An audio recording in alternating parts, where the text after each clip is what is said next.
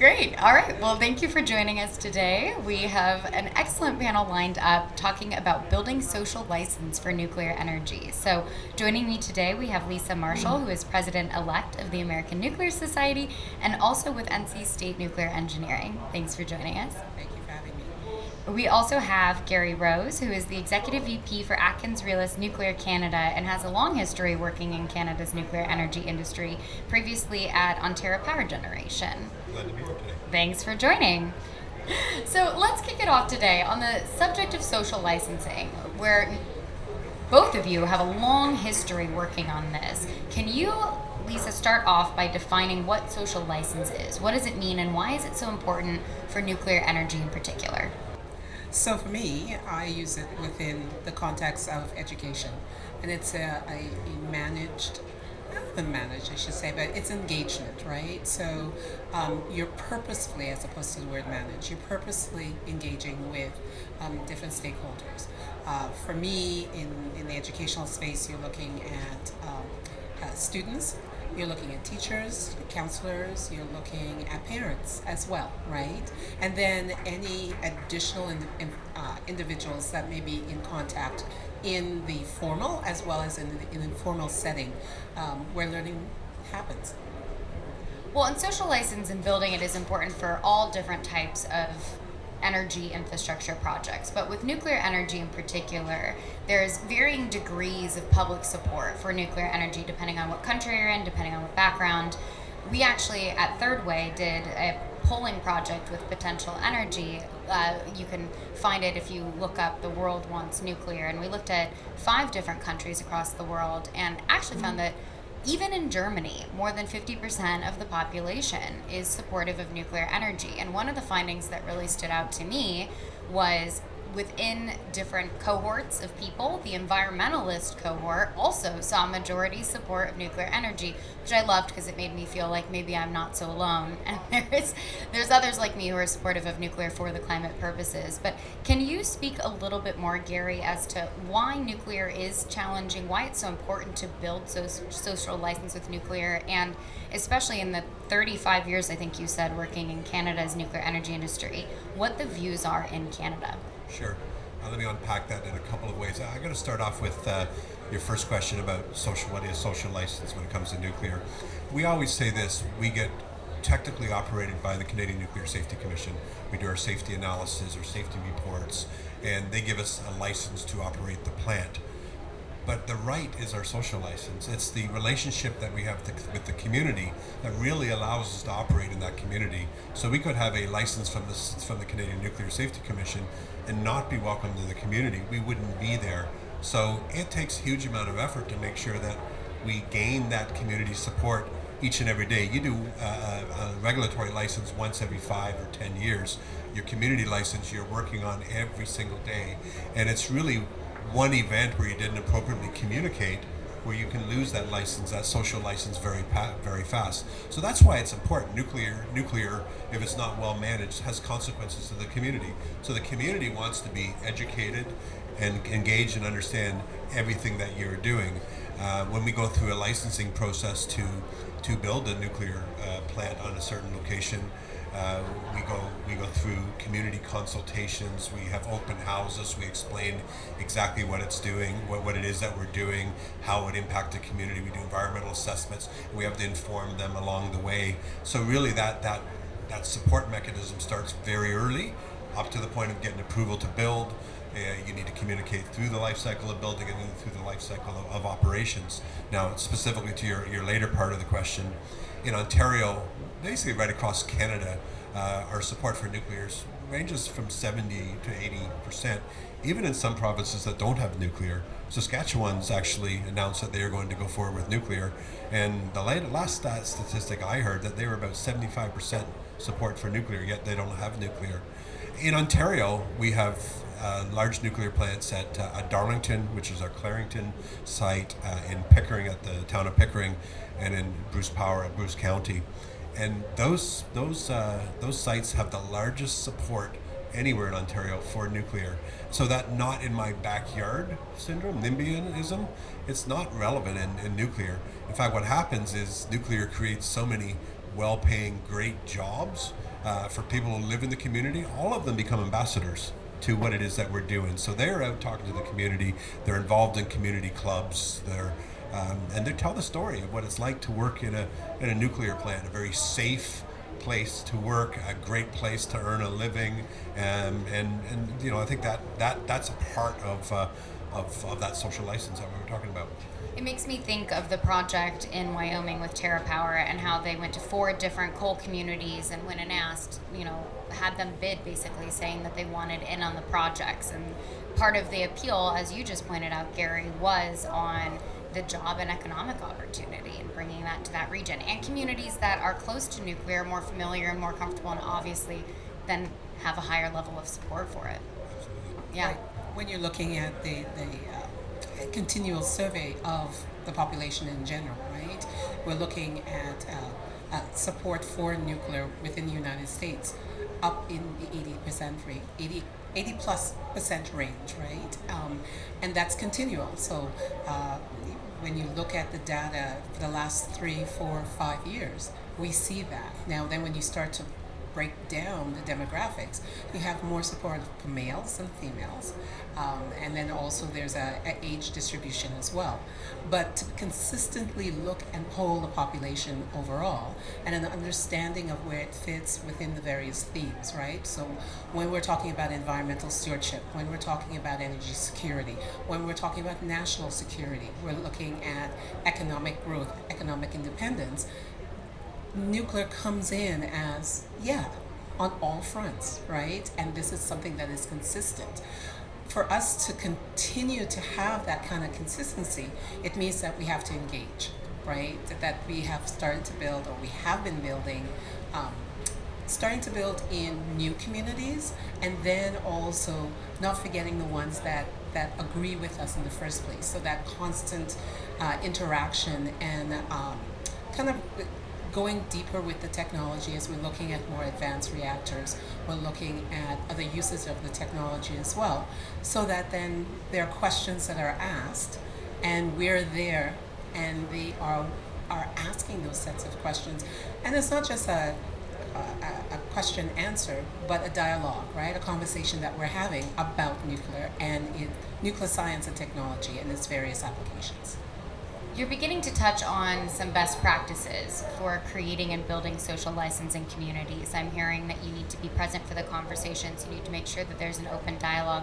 What are some other best practices? Let's start with Lisa, and then we'll go to Gary. So some of the other best practices that we have is that before decision making happens, right? You are coming to the table, and it's not that we're trying to get to a predetermined place, but we are building together what should nuclear look like, if at all, in that particular community, right? And you find that individuals, communities are more apt to be part of the process if they are included from the beginning of the process, right? And then what you're doing too is looking at various stakeholders. So we can go into a particular community and do a kind of a general welcome to or invitation to come and have this conversation, but we're not hitting the right media sources or the right individuals, so that we have a larger distribution of the population that want to engage in this kind of conversation.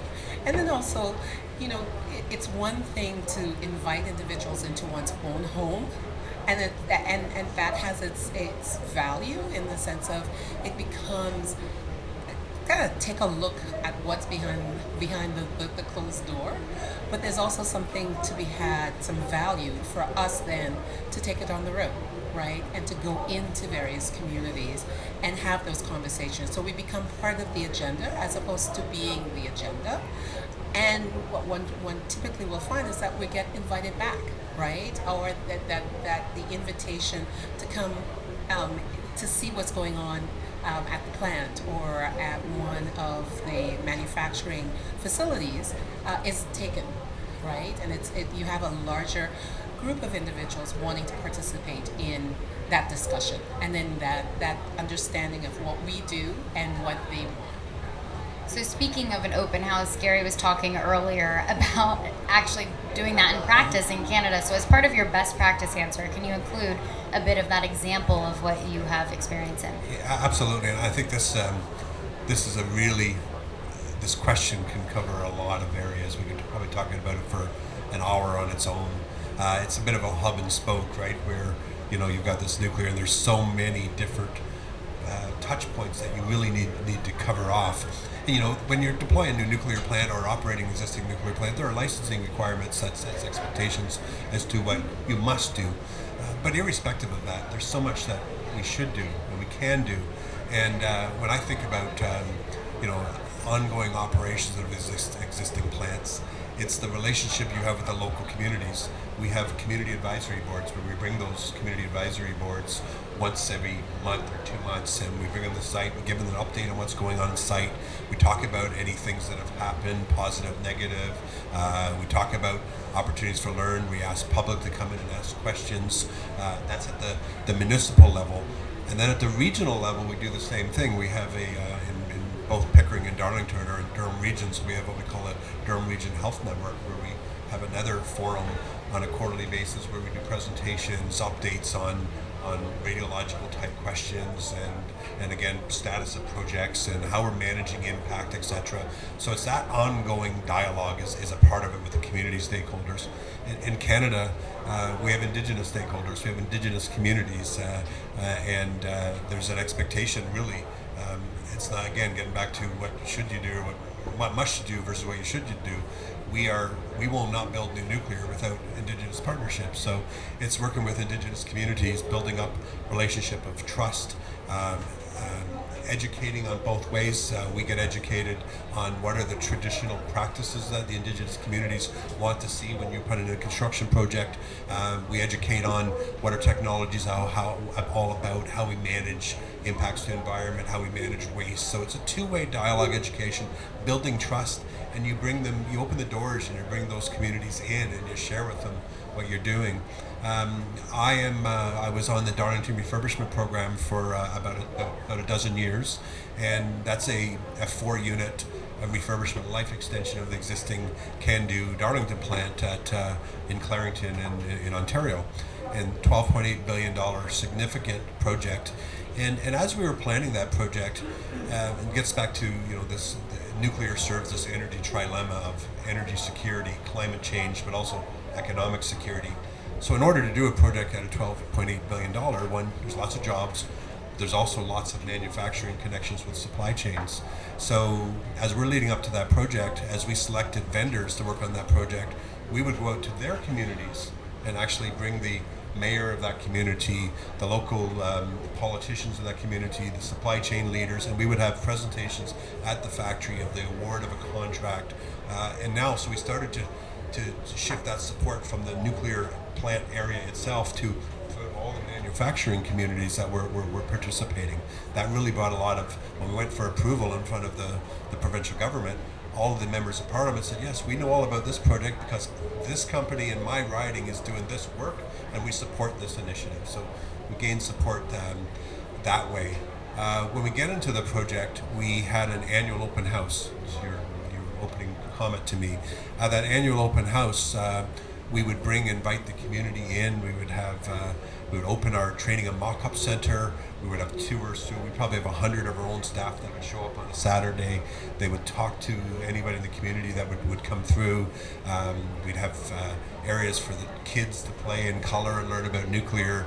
We'd invite the local universities in to talk to folks that wanted to get into nuclear and how they could get trained for that.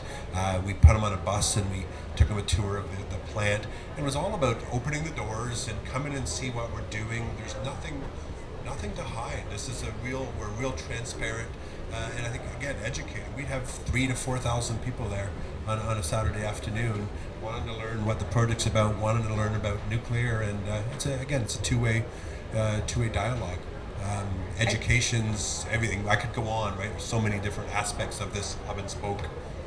No, I definitely agree, right? And it's a relationship that is long term, right? So, in my other day job, working for the North Carolina State University Nuclear Engineering Department, they specifically wanted someone to be that point person to help with that engagement, right? And I've been doing this for 20 plus years, and it is a program that is year round, right? So, in addition to having open houses, it's also bringing science classes in. It is going to them.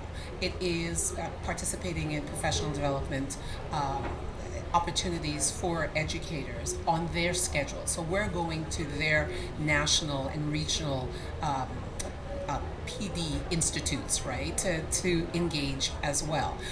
It is also looking at after school programs, it's looking at evening programs, it's looking at the informal area as well, right, not only in the formal educational setting.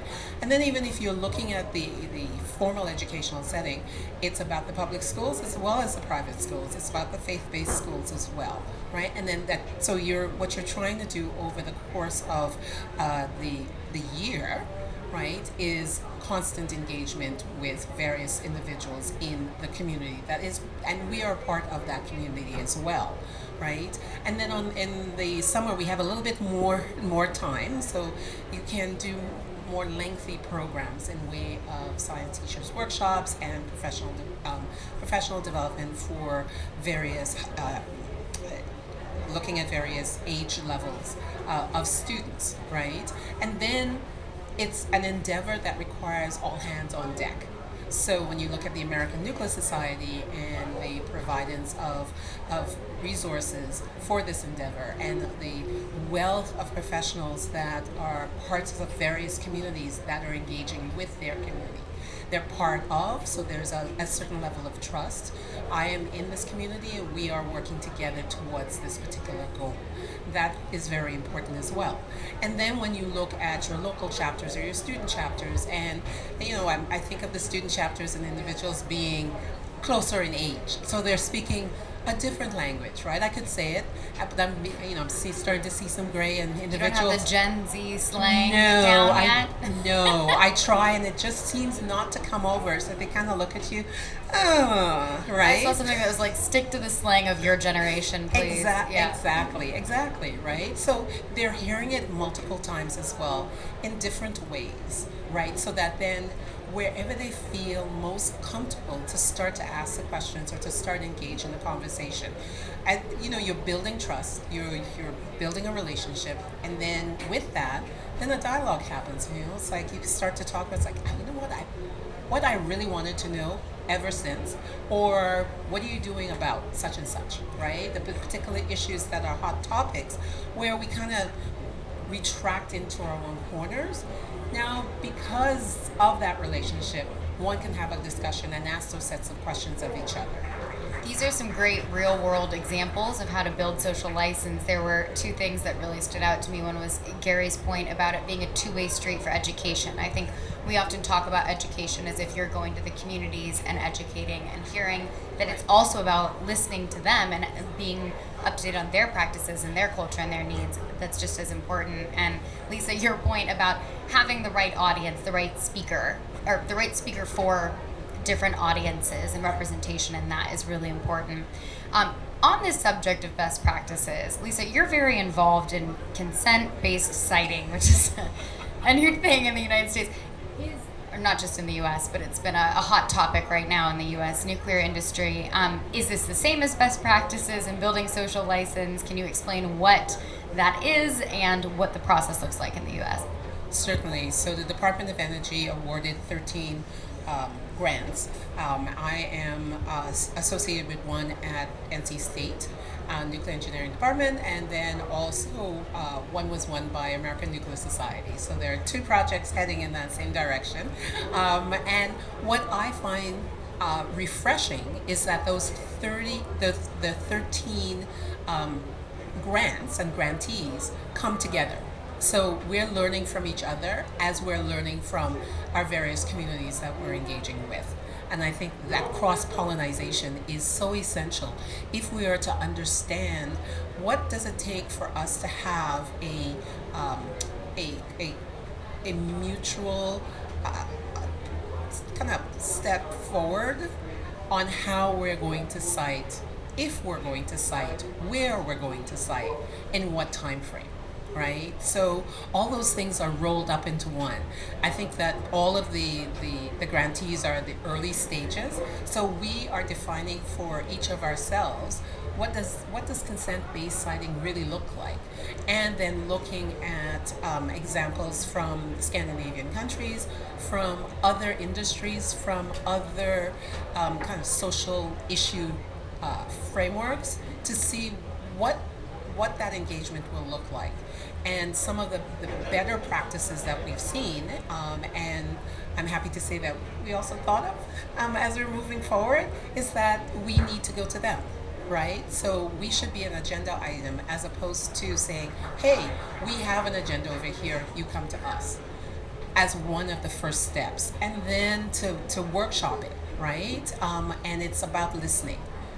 It's not about us telling that particular community, because I think in the listening, well, I know in the listening, we will hear, right? If we have our hearing ears on, so to speak, we will hear what some of the issues are as it relates to consent-based citing.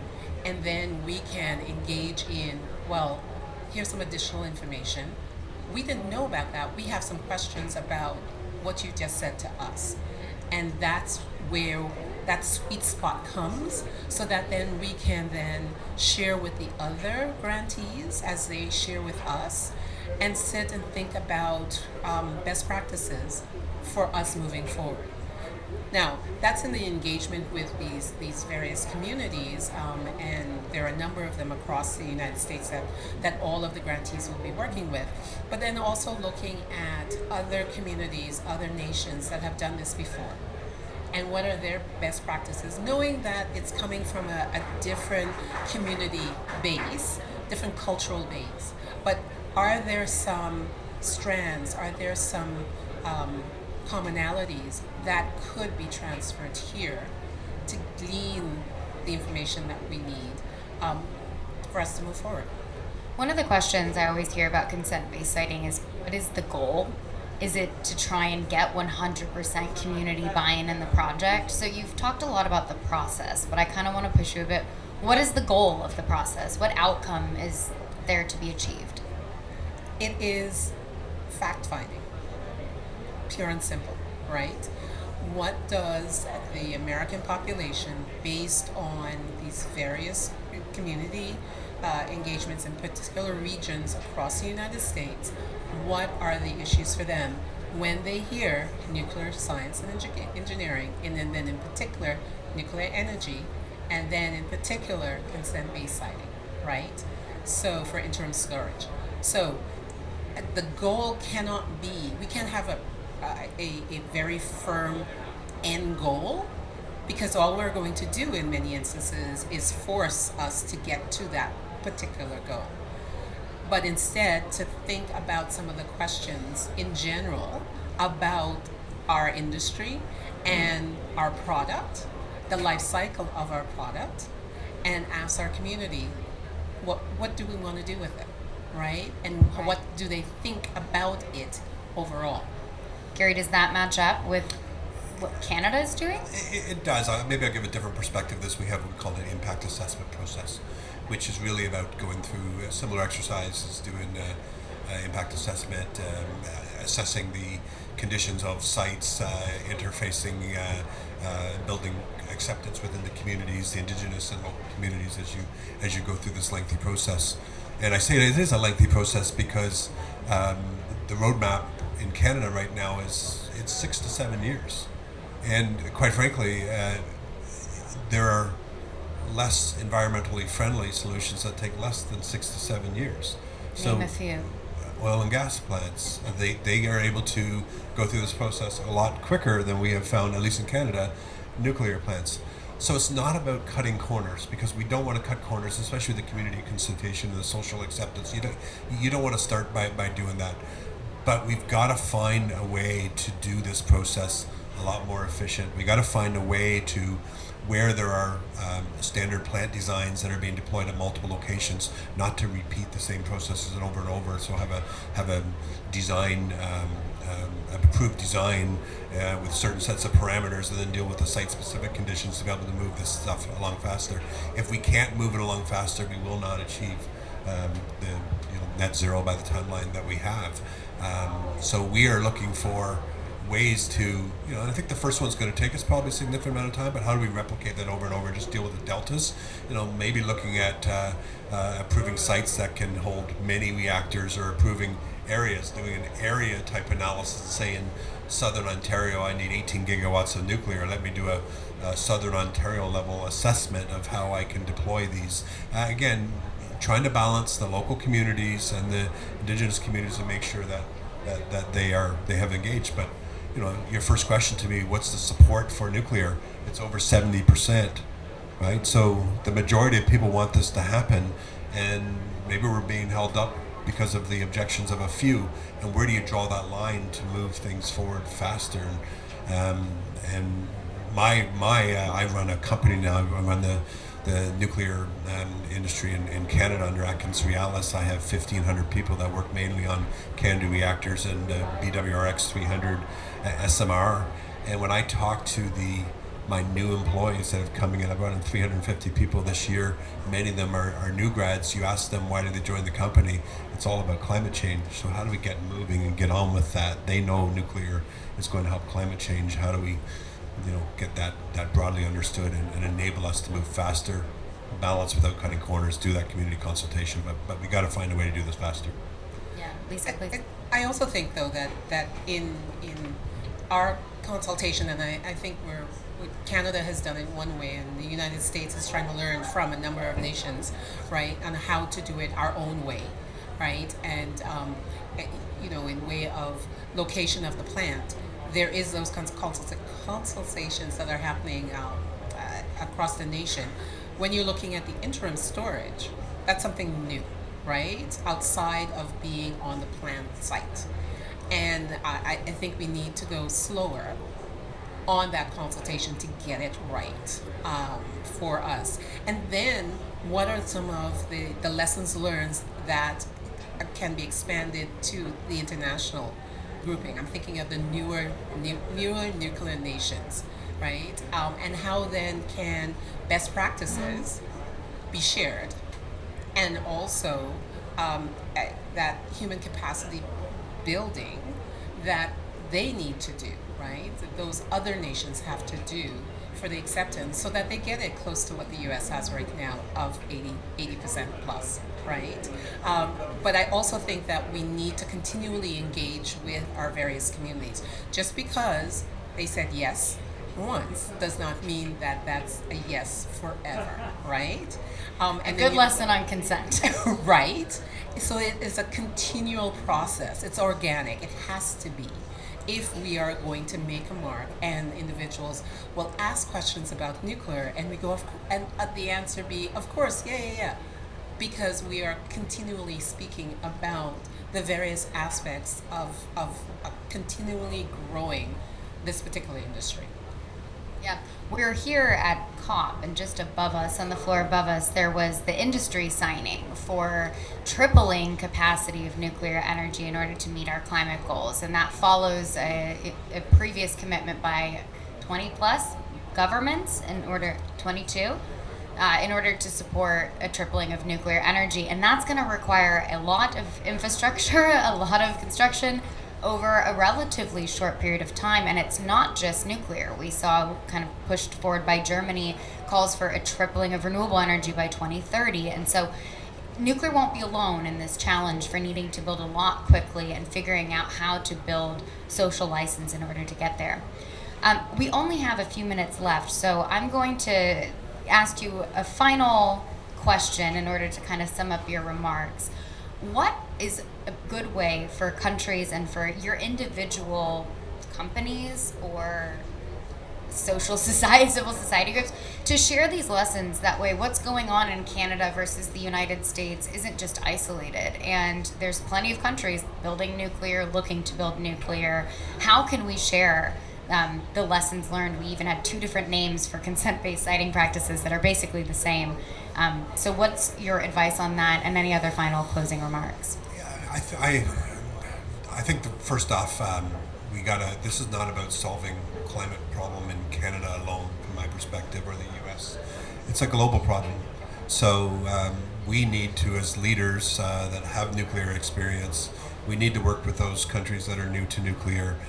Just as an example, Poland is deploying SMRs. The Canadian Nuclear Safety Commission has been working with them. They're deploying the same technology that Ontario is deploying at OPG's Darlington site with the BWRX 300. So we're all collaborating. The U.S., Canada, Synthos Green Energy in Poland are collaborating on that technology to share lessons. The regulators are collaborating between the industry groups, the CNA and the Maria Korsnick's NEI. NEI. Thank you very much. The two groups are collaborating. We had early in the year a Canada-U.S. summit in Toronto where we brought the industry leaders from both sides, and we talked about the consent-based licensing and technologies and how we can work better together to help North America solve this, and how we can work better together to help other countries solve this. So, I think our experience in nuclear, in deploying nuclear and operating nuclear plants, we need to share that around the world to all those that are new, those 50 plus countries that are signed up to, that are not nuclear countries that are looking at deploying nuclear plants. We have a lot that we can offer, and keep the conversations open and share lessons. Great. Lisa, over to you. When I think on the international level, Department of Energy, I think, has gotten it right. The international programs just came back from a U.S. Africa Nuclear Energy Summit, followed by ministerial conference, followed by a girls mentoring project, or program, I should say, right? And the latter included the OECD Nuclear Energy Agency, right? So what is happening, or has been happening, I should say, is that you have your international bodies along with your national bodies coming together with local or other national bodies, I should say, right? And we're working on 3 levels. We're actually working on even on the local level, right, as well. So when we can bring all of these folks together around nuclear energy and have a discussion about what it will look like. And I have to say, and I know I'm going to sound like a broken record, it is about listening, right? We've got some talents, they have some talents, and we're getting in the room and we're sharing those talents together.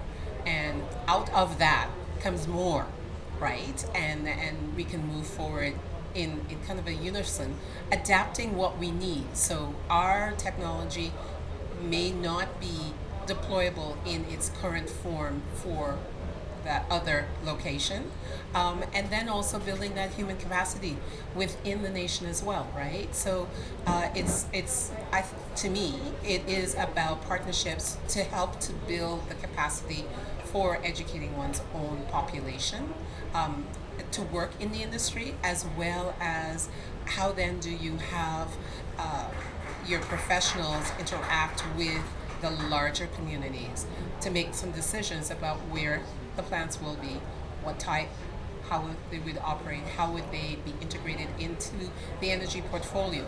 And I think one thing that we haven't really talked about, and I would say not talked about enough here at COP, is the energy portfolio and what it looks like, right? It is nuclear, it is other technologies as well. And each country, each community will have a different mix of it, right? So when I think of social license, I'm thinking about all those pieces working in unison, kind of in our organic way, to come to know that we're heading in the same direction, and to be excited about where it will take us, right? So that then one can, and again, then I have to put back on my ANS hat, or I have to put back on my educator's hat, right? That I'm excited about the technology. It is ubiquitous in our society, right? It's not whether we should use nuclear energy. We have been utilizing it, right? You have advanced technologies. What will it look like in the future as it expands? And where will it expand to means that we have to build these relationships, have these discussions, and then kind of in unison walk into our future. Great. Well, thank you both for your remarks and such a timely conversation as we look towards a massive infrastructure challenge and future ahead of us for the nuclear energy industry. So thank you to our audience for listening, and I hope everyone has a good evening. Thank Thank you all.